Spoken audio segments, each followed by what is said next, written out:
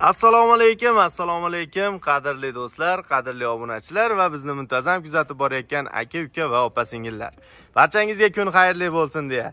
Do'stlar, bizdan juda ham ko'p akalarimiz kommentariyalarda yozishadi. Asilbek, qo'zilarimiz uchun qanday yemlar bersak bo'ladi, nimalar bersak bo'ladi va tez semirish uchun nimalarga e'tibor berishimiz kerak degan savollar juda ham ko'p bo'lgan. Shuning uchun sizlarga 5 oylik, 6 oylik qo'zilarimizni qanday qilib yemlash usuli, ya'ni 3 oy 4 oyda qanday qilib tayyor go'sht yo'nalishiga tayyorlab qo'yish mumkin, shu haqida videoroligimiz bo'ladi. Va albatta sizlardan bir donagina like bosib, kanalimizga obuna bo'lib, podpisa qilib, chorva guruhlariga, ya'ni mana shunday qo'y boqmoqchi bo'lib yurgan aka-ukalarimizga jo'natib qo'ysalar, biz juda ham xursand bo'lardik azizlar. Bo'lmasam, yaxshilab joylashib, kalkulyatorni yoningizga olib, bizni videomizni kuzatinglar. Xudo xolasa sizlarga foydali, ma'lumotli, zo'r video bo'ladi degan umiddaman. Bo'lmasam, biz videomizni boshladik. Xo'p, hurmatli obunachilar, mana shu ko'rsatib o'tib ketgan qo'zilarimiz uchun bir kunlik yemi necha pulga tushadi? Shular haqida sizlarga video davomida ko'rsatib o'tib ketamiz. Xudo xolasa, yemlarimizni optim joyi, birinchi qo'ldan mana shu joydan hozir sizlarga har bitta qo'zimiz uchun qanchadan nima beriladi va nima bersa 3 oy 4 oyda tayyor bo'ladi. Shular haqida sizlarga ma'lumotlarni berib o'tib ketamiz. Va albatta sizlardan like bosib, kanalimizga obuna bo'lib, bizni qo'llab-quvvatlab, podpisa qilib chorva guruhlariga tarqatib qo'ysalar ham biz juda ham xursand bo'lardik azizlar. Bo'lmasam, biz hozir har bitta qo'zimiz uchun necha pulga bir kunlik remi necha pulga tushadi? Shular haqida batafsil ma'lumotlarni berishni boshladik. Xo'p, hurmatli obunachilar, birinchi bo'lib, ya'ni makkamiz, o'sha quruq makka, drabilkadan o'tkazilgan makkamiz tayyor holatda. Hozir mana shu bitta qo'zimizga qanchadan berilish hisobini qilib, mana shundan narxi necha pul hozir aka? 4,5 ming so'm, ya'ni 100 gram berasiz aka. Hurmatli obunachilar, mana shu bitta 100 gram makkamiz hozirgi paytda 450 so'mga to'g'ri kelyapti. Bir boshdan biz sizlarga ko'rsatib o'taveramiz. Hurmatli obunachilar, mana hozir makka drabilkamizni tortdik, ya'ni 100 gram holatda, bu hozir jicha ko'proqqa o'xshayapti. 100 gram, mana 100 gram bo'ldi. Hurmatli obunachilar, 100 gram makka drabilkasini oldik bir dona qo'zimiz uchun. Va endi bunga 100 gram nimadan kunjara qo'shamiz aka? Kunjara qaytdiki aka bu? Samarqand, ha?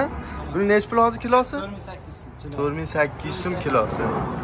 Xo'p, mana 200 gram bo'ldi. Hurmatli obunachilar, kunjarani aralashtirdik makka drabilkasiga. Eng yaxshisidan hozirda 480 so'mga 4,5 ming, ya'ni 450 so'm.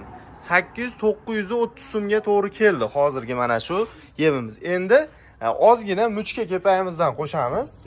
Mana bu mana muchka kepayimiz hozir necha pul bu? Qasinsa bu muchka kepayimiz bunisi 2 so'm. Ha, bu 2 so'm. Muchkamiz mana necha pul? 3,5 ming. 3,5 ming. Hozir mashinadan ham 100 gram oladi aka. 3,5 ming so'm, ya'ni 100 gram olamiz. 350 so'mga to'g'ri keladi. Ya'ni 100 gram kepayimiz. Buni ham xuddi shu mana shu tayyorlayotgan yebimizga qo'shamiz.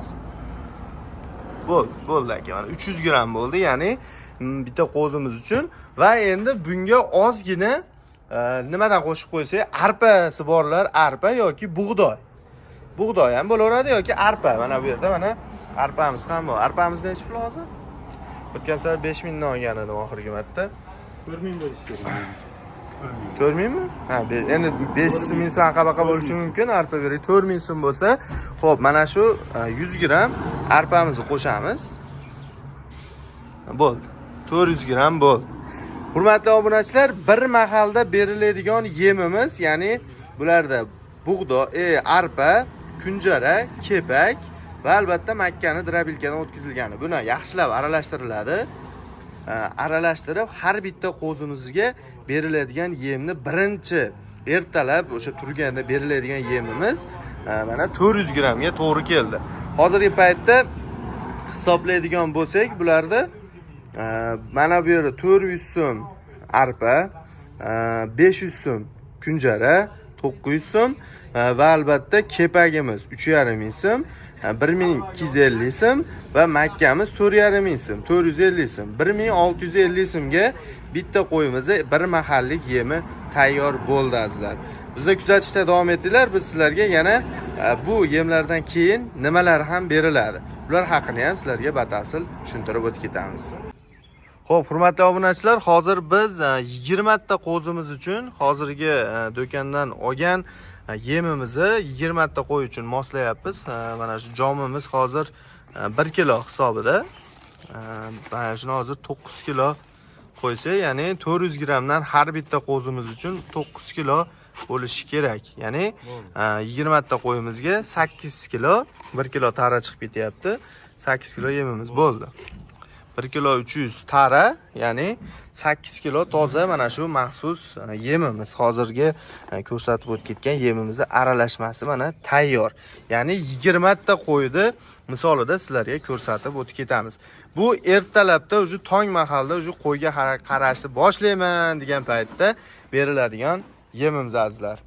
Bu video davomida sizlarga qolganlarini ham ko'rsatib o'tib ketamiz. Xo'p, hurmatli obunachilar, mana o'sha qo'zilarimiz ertalabki nonushtani yeb bo'ldi. Va endi bundan keyin nima beramiz? Ya'ni bizga maxsus, ya'ni o'sha zavodlardan chiqadigan sho'rxamiz. Siz oddiy sho'rxa bersangiz ham bo'ladi va yengilroq variantidan oqtarib turgan akalarimiz o'sha zavodlarda chiqadigan paxtadan, chigitdan chiqqan pux yemlarimiz ham berilsa bo'laveradi. Bu yemimiz har bitta qo'zimiz uchun o'sha mana shu yemni yeb bo'lgandan keyin beriladigan rejimi 1 kilodan har biriga hisob qilasiz.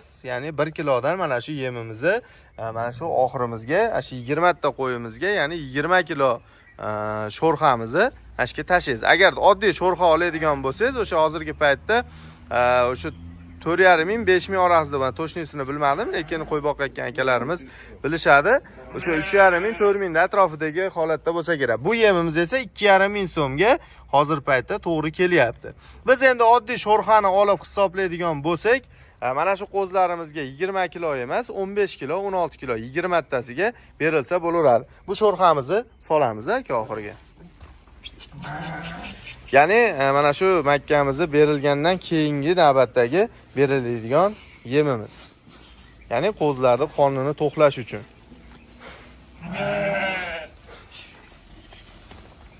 Janavorlar, o'n qaranglar, hurmatli obunachilar. Mana shunday qo'ylarni yeyishini tomosha qilib o'tirsangiz, qo'y boqqalaringiz kelib ketadi. Mana shu qo'ylarga mana janavorlar qaranglar. Like, podpiska va obuna padilisa qilishni unutmaymiz. Mana o'sha sho'rxamizni ham soldik. Ya'ni qo'zlarimiz yeyishni boshladi. Обязательно suv yonida bo'lishi shart, sababi quruq narsa yegandan keyin bu qo'zlarimiz suv ichadi. Shuning uchun suvni ham vaqtida berishlarini so'rayman. Iloji boricha hozir mana kunlar isib qoldi. Bu kun issiq kunlarda imkon qadar 1-2 soat, 3 soat davomida bu qo'zlarni suvini almashtirib tursangiz juda ham yaxshi bo'lardi. Shunga ham e'tibor berib qo'yasizlar. Va endi keyingi navbatdagi, ya'ni obedga kelamiz. Obedda nima beriladi? Obedki yemini ham sizlarga hisobiy ko'rsatib o'tib ketamiz. Hozir ertalabki yemiga 1700 so'mga qo'shasizlar. Har bitta qo'zimiz uchun 1 kilodan hisoblanadigan bo'lsa 3,5 ming bo'lyaptimi? 3,5 ming hisoblaydigan bo'lsak, 1700 so'm qo'shsak 4000 qancha bo'ladi? 3,5 mingga 1700 so'm. 5200 so'm, ha? 5200 so'mga o'sha hozirgi mana shu turishi 5200 so'mga tushdi. Uzr ming bor, kalkulyatorni yo'qligi uchun hisob kitobda adashib qoldim. Shuni 5200 so'mga hozir mana shu har bir qo'yimizga 5200 so'mdanga o'sha obedkador bo'lgan holatdagi yemi tushdi azizlar. Videoda kuzatishda davom etinglar, biz obedki yemini ham ko'rsatib o'tib ketamiz. Xo'p, hurmatli obunachilar, endi beriladigan keyingi navbatdagi o'timiz, ya'ni mana shu qo'zlarimiz uchun beda. Hozirgi paytda vog'ini hisoblaydigan bo'lsak 10 ming 12 ming atrofida, pirisini hisoblaydigan bo'lsak 30 mingdan 40 minggadir holatda pirisi sotilyapti. Mana shu qo'zlarimizga obediga bir mahal mana shu bedamizni berib turgan bo'lsangiz, qo'ylarimizning ishtahasi yana ham ochiladi va albatta tonini yaltillatib, sizni biznesingizni 2-3 baravarga oshirishgadir boradi azizlar. Va xuddi shunday kechki ham yana davom etadi. Mana shu o'tni yeb bo'ldimi, obedda shu bilan suvga paydan bo'lib qolasiz. Kechki payt ertalab 6 dan boshlasangiz, kechki payt 6 da yana hozirgi tayyorlab o'tib ketgan 1700 so'mga tushgan yemimizni oxiriga tashlaysiz har bir qo'y uchun. Shu bilan davom etaveradi. 3 oyda xudo xolasa mana shu qo'ylarimiz sizni o'sha biznesingizni tayyor holatga keltirib beradi. 3 oy 4 oy davomida. Ko'pchilik aytadi, Asilbek, biz buni qo'zini, o'sha 5 oylik, 6 oylik qo'zini olganimizdan keyin buni kuzga doğru boqamiz, kuzda keyin yemlaymiz. Yo'q azizlar. Soqqani umrini o'tkazishda nima kerak bor? Soqqani qilish kerak, hurmatli obunachilar. Kuzga doğru bunday qo'zlarni yana 2 martadan almashtirib olsangiz bo'ladi-yu. Mana sizlar uchun qo'limizdan kelganicha mana shu video roligimizni tayyorladik. Endi sizlarga bu qo'ylarimizni emlamalari qanday bo'ladi? Hozirgi paytda keng tarqalayotgan kasalliklar qaysi kasalliklar? Ya'ni shabadalanish kasalliklari, burun oqish kasalliklari va albatta har xil boshqa kasalliklar ham bor. Shu kasalliklarga qarshi birinchi bo'lib bu qo'zini olganingizdan keyin emlashlarni обязательно qildirishingiz shart. Sababi, misol hozir boshqa davlatlardan, boshqa chetlardan kelyapti, qo'ylarda o'sha obunachilarimiz boqishyapti. Bu qo'ylarni emlamasini qildirib qo'ysangiz, o'zingizni foydangiz bo'ladi azizlar. Hozirgi paytda nimalar qilinadi? Nitox shabadalanish uchun, ivermektin ichki parazitlar va tashqi parazitlar uchun, multivitamin, ya'ni vitaminlar to'plami. Oho, qancha vitaminlar biriga jamlanadi. Ya'ni mana shu qo'ylarimizni suyagini o'stiradi, semirishiga tez yordam beradi va yiriylashtirishni tezlashtiradi.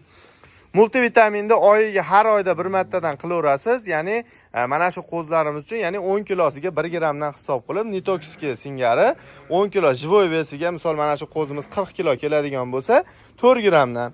Agarda 30 kilo keladigan bo'lsa, 3 grammdan, 50 kilo kelsa 5 grammdan shu kabi ukollar qilinaveradi. Ivermektin ham xuddi shunday, o'sha 1 grammdan 2 grammgadir o'sha teri ostiga, ya'ni teri kasalliklariga, ya'ni ichki parazitlar, tashqi parazitlar, bitkana, shunga o'xshash kasalliklarga qarshi beriladi.